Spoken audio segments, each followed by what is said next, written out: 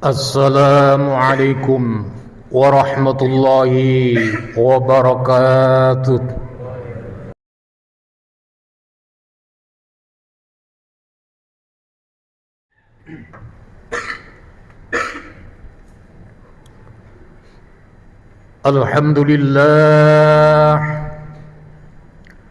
Alhamdulillahilladzi khalaqal insana min sulalatin min tin wa kataba syahadatahu wa saqawatahu wa rizqahu wa ajalahu wa huwa fi qararin makin.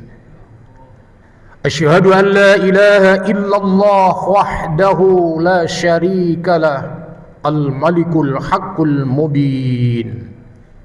Wa asyhadu anna Muhammadar Rasulullah sadiqul wa'dil amin. Allahumma salli wa sallim wa barik ala hadzal nabiyil karim wa ala alihi wa ashabihi wa man tabi'ahum bi ihsanin ila yaumiddin. Amma ba'd. Fa ya ibadallah, usikum wa nafsi wa iyaya bittaqwallah, faqad fazal muttaqun, faqad khasiral kafirun, munafiqun, mutrafun, mufsidun. Qala Allah Ta'ala fi kitabil karim wa huwa asdaqul qailin. A'udzu billahi minasy syaithanir rajim. Bismillahirrahmanirrahim. Ya ayyuhalladzina amanu taqullaha haqqa tuqatih. Ittaqullaha haqqa tuqatih wa la tamutunna illa wa antum muslimun. Shadaqallahul azim wa balagha rasuluhul karim wa nahnu ala dzalika minasyahidin. Hadirin rahimakumullah, mari kita senantiasa berusaha terus-menerus untuk meningkatkan kualitas keimanan dan ketakwaan kita kepada Allah Azza wa Jalla. Berusaha untuk melaksanakan apapun yang Allah perintahkan kepada kita. Berjuang pula untuk meninggalkan apapun bentuk ucapan, tindakan yang menjadi larangan Allah, walau nafsu kita menyukainya. Hanya dengan ketakwaan yang seperti itulah, di dalam mengarungi samudra dunia yang relatif pendek dan temporer, namun penuh dengan problematik ini, Allah akan menurunkan rahmatnya.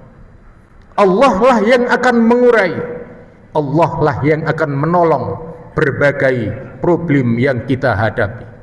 Sebab tidak ada satupun daun yang jatuh di bumi ini kecuali atas izin Allah Subhanahu wa ta'ala. Saat ini patut kita bersyukur kepada Allah Subhanahu wa ta'ala. Di antara sekian juta manusia yang berikrar Allah sebagai Rabb kita, Nabi Muhammad sebagai Rasul kita, kita termasuk orang yang diberi kekuatan dan kemampuan oleh Allah untuk memenuhi panggilan Allah berupa ibadah sholat Jumat, sehingga lahir batin kita tengah bersimpuh, berfikir, berzikir, munajat, tirakat kepada Allah di Masjid Abu Adnan ini. Ini adalah karunia yang harus kita syukuri.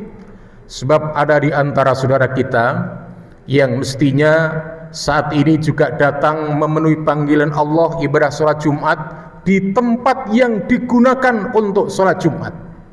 Namun karena takdir Allah pula, Allah tidak mengendaki, beliau tidak bisa hadir. Kalau bicara keimanan, ketakwaan, mungkin kita tidak ada apa-apanya. Namun kenapa tidak bisa hadir? Mungkin sedang sakit atau lagi dirawat di rumah sakit. Sehingga di saat adzan Jumat dikumandangkan, beliau hanya mampu beristighfar kepada Allah, tidak mampu menghadirkan jiwa dan raganya.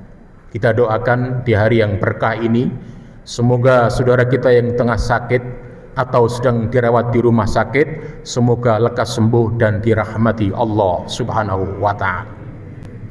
Di lain pihak, juga ada saudara kita secara kasat mata sehat, bisa ke sana, bisa kemari, bahkan mungkin sudah lewat di samping masjid mendengar panggilan adzan Jumat, namun karena belum mendapat hidayah Allah, ia pun meninggalkan panggilan Allah tanpa ada beban dan memilih mengejar nikmat dunia yang sementara. Lupakah kita, siapapun kita, konglomeratkah kita, teknokratkah kita, pejabatkah kita, suatu saat Allah akan memanggil panggilan yang terakhir kalinya. Panggilan itu bernama kematian.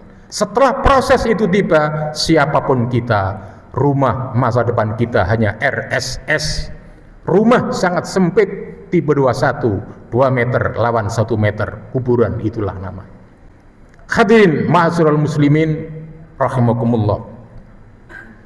Setiap manusia, entah ia hidup di belahan bumi manapun, di kotakah ia, di desakah ia, pendidikan apapun yang telah ia selesaikan, ingin menjadi manusia yang kuat,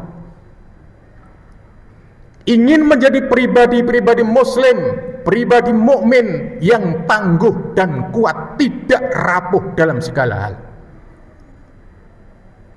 Tetapi kalau bicara tentang kuat, mukmin yang kuat dimensinya banyak. Harus dilihat dari fisik, yang kedua akal, dan yang ketiga hati. Tanpa melibatkan 3 hal itu, sulit rasanya kita menjadi mukmin yang kuat. Jadi 3 modal itu sudah diberikan oleh Allah, fisik, akal, dan hati.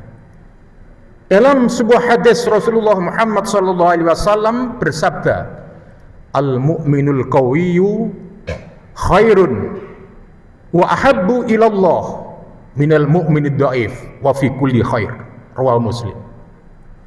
Mukmin yang kuat jauh lebih dicintai oleh Allah Subhanahu wa ta'ala daripada mukmin yang rapuh, dan setiap keduanya ada kebaikan. Sing kuat yo ono apike, sing lemah yo ono apike. Dimensinya berbeda.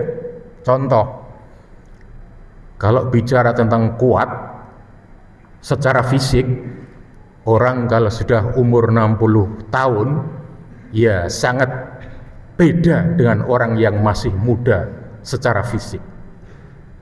Tapi boleh jadi lemah fisiknya, tapi akal dan hatinya kuat, atau salah satunya. Bisa akalnya lebih cerdas, atau kalau akalnya lebih cerdas, hatinya mungkin lebih kuat. Kenapa? Dia sadar kekuatan itu dari Allah Subhanahu wa ta'ala, kelemahan juga dari Allah, dan ini adalah proses, sehingga ia sandarannya lebih kuat. Allahus Somad, Allahus Somad, Allahus Somad. Allah tempat bergantung, Allah tempat berlindung. Jadi akidahnya terbangun dengan kuat. Itu juga kategori mukmin yang kuat. Jadi walaupun secara fisik tidak begitu kuat, tetapi hatinya begitu nyantol kepada Allah, pasrahnya kuat, sehingga dia berpikir di dunia ini tidak ada penyakit. Padahal orang lain mengatakan dia terkena penyakit.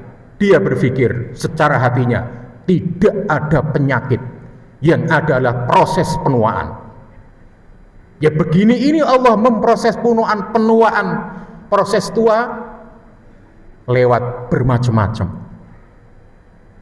Nah, jadi tidak menganggap ini penyakit, tapi ini proses sebuah perjalanan menuju tua. Dari situlah mungkin Allah akan mengampuni dosa-dosa yang ia lakukan. Hadirin ma'asyiral muslimin jamaah rahimakumullah. Jadi kalau bicara tentang mukmin yang kuat, tidak bisa lepas dari 3 modal yang sudah diberikan oleh Allah: fisiknya, akalnya, dan hatinya. Makanya baginda Rasul Muhammad sallallahu alaihi wasallam ketika menerima wahyu yang pertama adalah Iqra, bacalah. Membaca tidak harus tulisan, bisa membaca kahanan, bisa membaca keadaan, dan bisa membaca kenyataan. Dalam hidup tidak ada kepastian. Siapa yang hidup mau tidak mau akan menemui yang namanya ketidakpastian, dan ketidakpastian itu selalu melingkupi kehidupan. Ada hidup, ada ketidakpastian. Ada ketidakpastian, pasti ada hidup di situ. Contoh, kita tidak tahu nanti malam ini kita masih ada atau tidak. Kita tidak tahu besok kita masih bisa minum kopi atau tidak. Itulah hukum ketidakpastian. Kita juga tidak tahu apakah pasangan kita, anak-anak kita bisa menemani kita sampai umur tua atau tidak. Juga tidak ada kepastian. Inilah hidup. Makanya kita disuruh membaca, kalau menurut hadis Rasulullah, mukmin yang kuat jauh dicintai oleh Allah daripada mukmin yang lemah. Tapi masih ada terusan hadis itu, wa fi kulli khair, dan setiap kebaikan dan kekuatan dan kelemahan itu ada kebaikan. Nah, sebagai contoh tadi, ya umur akan mempengaruhi, tapi hati masih tangguh, masih kokoh, masih kuat bersandar kepada Allah Subhanahu wa taala walaupun secara fisik memang lemah. Hadirin rahimakumullah. Mukmin yang kuat juga di dalam hadis yang lain disebutkan, orang mukmin yang kuat itu adalah bukan orang yang pandai gulat, tapi orang yang bisa menahan amarahnya. Nah, di era modern seperti ini, nek peseni mbah-mbah biyen, ojo gampang dadi wong sing kagetan. Kaget karo lampu sing melok-melok, jangan gampang atau terbawa oleh keadaan. Contoh, sekarang ini di desa, di kota, banyak orang tergiur dengan judi online. Bahkan baru-baru ini kemarin ada orang tawar sawah disuruh beli. Kenapa? Saya tahu sejarah sawah itu, kok dijual? Padahal itu adalah warisan dari orang tua yang mestinya harus dijaga. Ternyata dia kebulit judi online. Di Surabaya juga ada rumah disewakan terkena judi online. Padahal dia adalah pengurus musola. Nah, kalau kita bisa bertahan, tidak gampang terpengaruh oleh keadaan, bisa jadi itu adalah mukmin yang kuat. Makanya dalam hadis yang lain, orang nanti di akhir zaman memegang agama itu, Rasulullah mengibaratkan kayak memegang bara api, repot, tidak gampang menyerah, tidak gampang mengeluh walaupun keadaan tidak sesuai dengan apa yang dipikirkan. Ya inilah dunia. Kalau kita bisa baca berita kan macam-macam. Ada anak memerkosa, ada orang tua memerkosa anaknya, masih usia di bawah 10 tahun. Inilah keadaan, inilah psikologi di masa kini yang harus kita baca. Jika kita bisa bertahan mengikuti perintah Allah, berarti bisa jadi kita menjadi mukmin yang kuat. Walaupun secara ekonomi kita lemah, tapi kita tetap sholat tepat waktunya. Wayahe wong blayang sembahyang tetap ditegakkan. Berarti bisa jadi itu pertanda kita menjadi mukmin pribadi yang kuat. Jadi jangan diukur secara fisiknya, tapi lihat ketiga sumber itu. Fisik, akal, dan hati. Itu adalah potensi yang diberikan oleh Allah Subhanahu wa ta'ala. Mudah-mudahan di era yang kaya apapun, situasi yang kaya apapun, kita tetap menjadi pribadi mukmin yang kuat, tangguh fisiknya, tangguh akalnya, tangguh hatinya. Jika ketiga itu tidak ada, minimal hati ini ada kepasrahan total kepada Allah Subhanahu wa ta'ala, dan hanya kepadanya kita akan kembali. Sehingga walaupun secara kasat mata kita memang tidak kuat, tapi di hati ini ada kekuatan sumber motivasi yang kuat, yakni akidahnya terbangun dengan baik. Semoga Allah merahmati kita sampai usia kapanpun Allah memberikan pertolongan, kekuatan lahir dan batin pada kita. A'udzu billahi minasyaitonir rajim. Bismillahirrahmanirrahim. وسارعوا إلى مغفرة من ربكم وجنة عرضها السماوات والأرض أعدت للمتقين. بارك في القرآن العظيم ونفعنا وإياكم بذكر الحكيم. أقول قولي هذا واستغفره إنه هو الغفور الرحيم.